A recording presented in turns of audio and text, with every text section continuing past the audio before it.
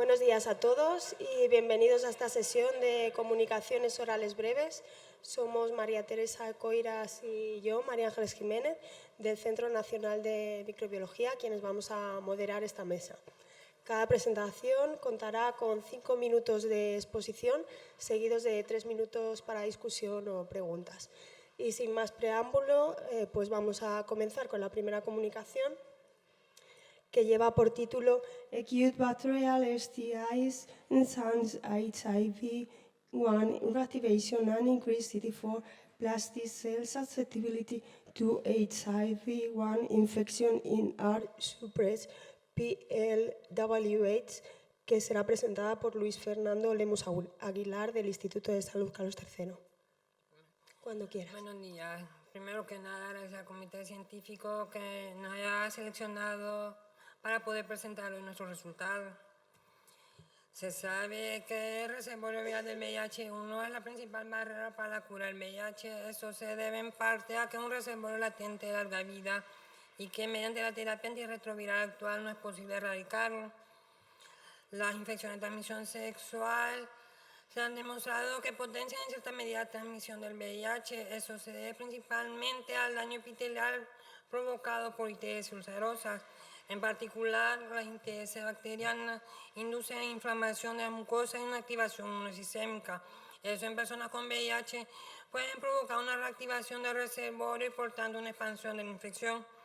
Es por ello que nos propusimos analizar cómo las ITS bacterianas agudas influyen en la reactivación del reservorio del VIH-1 y la disfunción de las células inmunitarias en personas con VIH con supresión viral mediante TAC.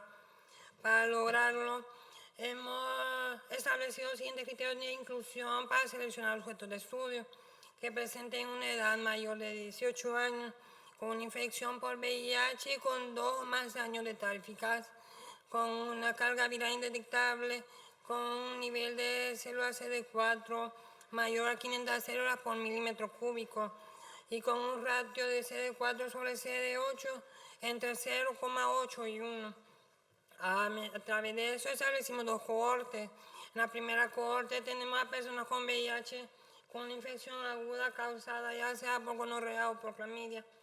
Y en la cohorte 2 tenemos a personas con VIH sin sospecha clínica ni historial de ITS frecuente.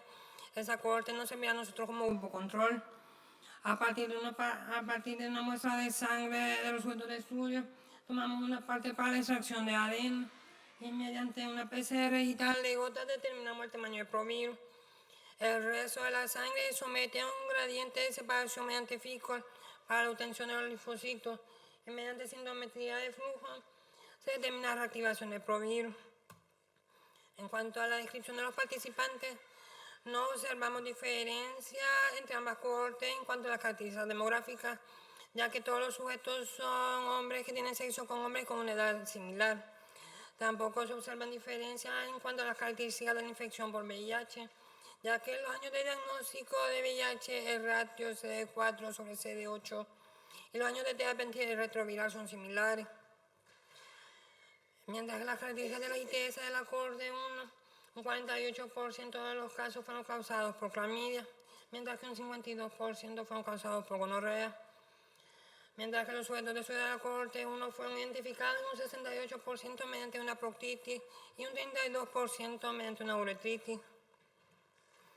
En cuanto a los resultados de la caracterización cuantitativa del reservorio del VIH, no se observan diferencias significativas entre los niveles de integración de ADN del VIH-1 entre ambas cohortes. Mientras que en los resultados de la reactivación del provirus en células CD4, nosotros analizamos 4 subpoblaciones, las células NAI y 3 subpoblaciones de memoria. De esas, las más importantes son las células de memoria central, que son el principal reservorio del VIH-1, y las células de memoria efectora, que son las principales responsables de la propagación del virus. También analizamos 2 proteínas, la proteína viral P24, que nos indica si una replicación activa, y el factor antiviral SAM-HD1. Nosotros lo analizamos en su forma fosforilada, es decir, en su forma inactiva. En cuanto a los resultados en las células NAC, se puede observar que se detectan niveles más elevados de SAM-HD1 fosforilado en las personas que presentan una infección aguda con respecto al grupo control, mientras que en las células de memoria central son los niveles de replicación los que se encuentran más elevados en las personas con infección aguda con respecto al grupo control. En cuanto a los resultados de las células de memoria efectora, también son los resultados del factor antiviral SAM-HD1 en su forma fosforilada que sean más elevados en las personas que presentan una infección aguda. Por último, en la subpoblación TENRA, son las personas que presentan una infección aguda las que presentan tanto unos menores niveles de replicación como unos menores niveles de fosforilación de SAM-HD1. A la hora de establecer una correlación entre ambas proteínas, se observa que tanto en las células NAI como en la subpoblación de memoria hay una correlación positiva entre los niveles de replicación y los niveles de fosforilación de SAM-HD1. Con ello podemos concluir que las ITS bacterianas agudas en personas con VIH no ampliaron el reservorio del VIH1, pero sí aumentaron su capacidad de replicación. Esto se observa sobre todo en las células de memoria central, que son esenciales en la persistencia a largo plazo del VIH1. El factor antiviral SAM-HD1 se ve alterado en las células NAIF y de memoria efectora, lo que probablemente redujo su capacidad de restricción viral, haciendo que las células fueran más permisivas a nuevas infecciones. La ausencia de una expansión medible del reservorio puede deberse al corto periodo del tiempo de análisis, sugiriendo que unas ITS crónicas puedan tener efectos acumulables. Por último, estudios futuros deberían evaluar si la activación inmunitaria persistente debido a ITS recurrentes contribuye al agotamiento inmunitario, a una vigilancia específica contra el VIH deteriorada y a un aumento del reservorio. Por último, agradecer a todos los participantes por su contribución a ese estudio. Muchas gracias.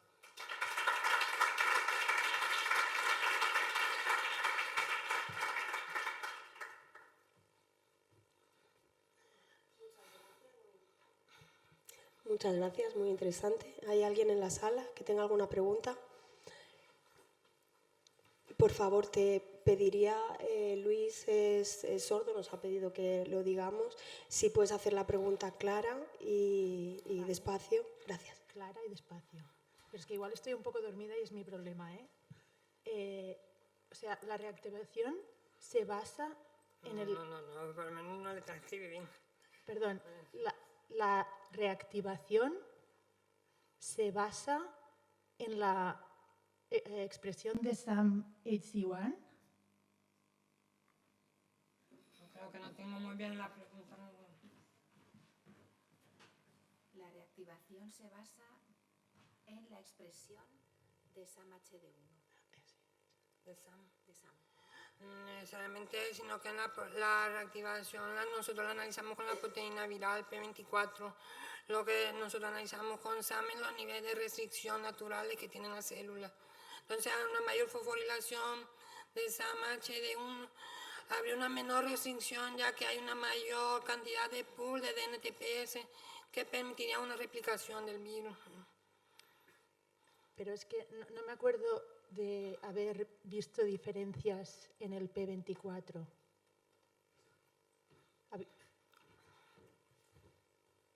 Dice que no recuerda haber visto diferencias en P24. Sí, hay puedo pasar en la de memoria central, donde se observa donde hay una mayor nivel de expresión de P24. Son en las NAIF y en la de memoria efectora donde se hay un mayor nivel de fosforilación de SAM-HD1. Vale, gracias.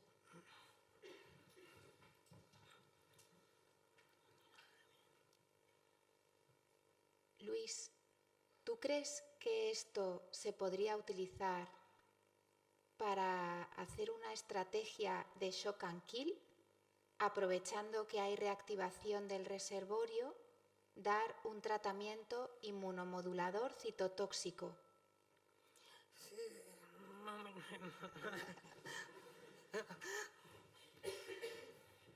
Si crees que esto se podría usar como shock and kill, dando un tratamiento inmunomodulador para estimular la respuesta citotóxica, además de los antibióticos para tratar la ITS. En teoría podrá ser utilizado puesto que hay una reactivación del provirus, pero técnicamente creo que no, puesto que puede ser una reactivación no controlada, además que puede haber un aumento de medidas del reservorio y a su vez puede haber un aumento de inflamación crónica que puede terminar provocando marcadores de agotamiento y de senescencia en la célula CD8. Vale, muy bien, muchas gracias, Luis.